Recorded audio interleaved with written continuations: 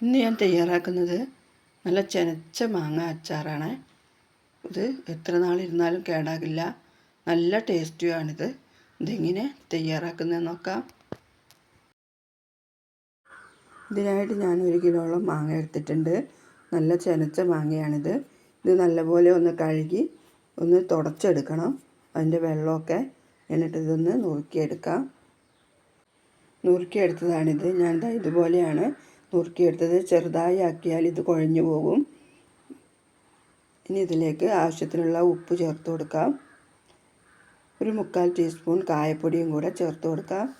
ഇത് നല്ലപോലെ ഒന്ന് ഇളക്കി യോജിപ്പിച്ച് വെക്കണം.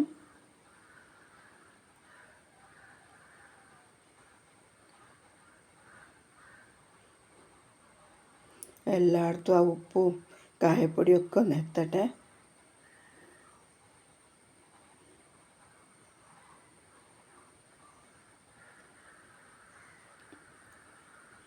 നല്ലപോലെ യോജിപ്പിച്ചിട്ടുണ്ട്. ഇനി നമുക്കിതൊരു 3-4 മണിക്കൂർ മാറ്റി വയ്ക്കാം. ഇനി അച്ചാർ റെഡിയാക്കാം. അതിനായിട്ട് ഞാനൊരു പാൻ അടുപ്പിൽ വെച്ചിട്ടുണ്ട്. അത് ചൂടായി വരുമ്പോൾ അതിലേക്കൊരു 3 ടേബിൾ സ്പൂൺ നല്ലെണ്ണ ഒഴിച്ചു കൊടുക്കാം. നല്ലെണ്ണയിൽ അച്ചാറിട്ടാൽ ഒരിക്കലും കേടാകില്ല കേട്ടോ, കുറേ നാൾ നിൽക്കും.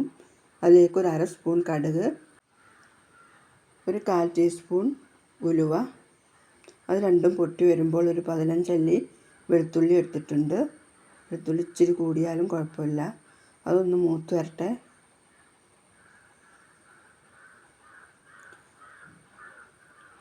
അത് മൂത്ത് വരുമ്പോൾ ഇതിലേക്ക് ഒരു 2 ഉണക്കമുളക് അരിഞ്ഞെടുത്തതും കുറച്ച് കറിവേപ്പിലയും കൂടെ ചേർത്ത് കൊടുക്കാം.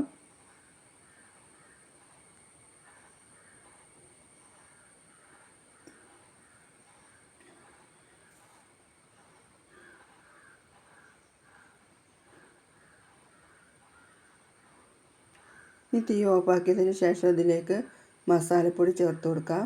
അതിനായിട്ട് ഞാൻ 1/2 ടീസ്പൂൺ കടുക് പൊടിച്ചതും 1/2 ടീസ്പൂൺ ഉലുവ പൊടിച്ചതും കൂടെ ചേർത്ത് കൊടുക്കുന്നുണ്ട്. ഇനി ഇതിലേക്ക് 3 ടേബിൾ സ്പൂൺ മുളക് പൊടി ചേർത്ത് കൊടുക്കാം. കാശ്മീരി മുളക് പൊടി ചേർത്ത് പൊടിച്ചതാണ്. എരിവുള്ളതാണെങ്കിൽ 2 ടേബിൾ സ്പൂൺ മതി. ഒരു 1/2 ടീസ്പൂൺ മഞ്ഞൾപ്പൊടിയും കൂടെ ചേർത്ത് അതിൻ്റെ പച്ചമണമൊക്കെ മാറി വരുന്നവരെ ഇളക്കി യോജിപ്പിച്ച് കൊടുക്കാം.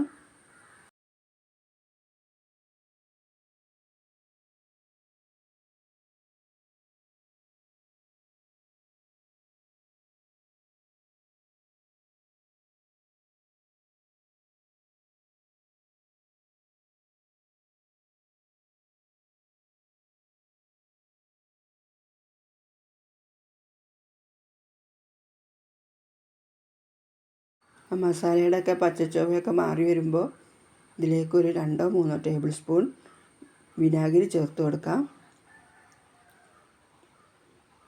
അത് നല്ലപോലെ ഇളക്കി യോജിപ്പിച്ച് കൊടുത്തതിന് ശേഷം നമ്മൾ എടുത്തു വെച്ചിട്ടുള്ള ഈ മാങ്ങ ചേർത്ത് കൊടുക്കാം. അതിൽ വെള്ളം കാണും, ഉപ്പ് ചേർത്ത് വെച്ചതുകൊണ്ട്. അതോടെ അങ്ങോട്ട് ഒഴിച്ചു കൊടുക്കണം. ഇനി ഇതിലിട്ട് നല്ലപോലെ ഒന്ന് ഇളക്കി യോജിപ്പിച്ചെടുക്കാം. വീഡിയോ കണ്ടുകൊണ്ടിരിക്കുമ്പോൾ ഒന്ന് ലൈക്ക് ചെയ്യണേ. സബ്സ്ക്രൈബ് ചെയ്യാത്തവരൊക്കെ ഒന്ന് സബ്സ്ക്രൈബ് ചെയ്ത് സപ്പോർട്ട് ചെയ്യണേ. മാങ്ങ ഇതിൽ നല്ലപോലെ ആ മസാലയൊക്കെ ഒന്ന് പിടിച്ചു വരട്ടെ.